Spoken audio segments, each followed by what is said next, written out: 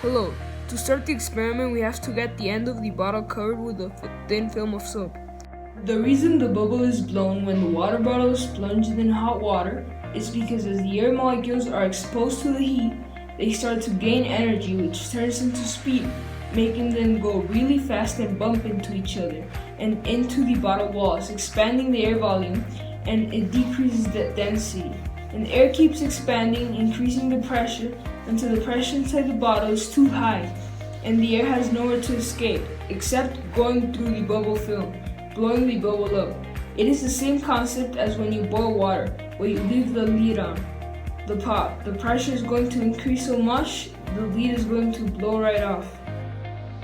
Now we're going to do the same thing, only this time with cold water. The reason the bubble layer is sucked in when the water bottle is plunged in cold water is due to the molecules inside the air in the water bottle start to lose energy and slow down to the point where they are barely moving and get closer and closer together, increasing the density, causing a vacuum effect, and for the pressure to decrease, causing a difference between the pressure inside the bottle and the atmospheric pressure being higher. And since the bubble film is the weakest part of the bottle, it is sucked in because the pressure is too low to maintain that volume of air in the bottle, and the bubble film has to fill in for that empty space. All of this is due to the kinetic molecular theory, or KMT for short, which is about how molecules in different states of matter react and move under different situations, such as temperature. An example of this in weather is the rain cycle.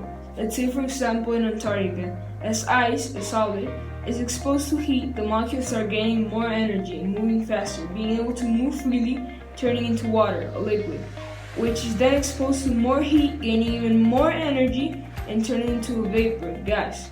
This is the process of evaporation, which rises into the sky and gets colder the higher it goes, and loses energy, and the molecules start to slow down, condensating, turning into water, a liquid. And when it precipitates and the water falls in the ground and it's cold enough, the water molecules start to going slower and slower until they barely move, turning into ice, a solid, and the process repeats itself again.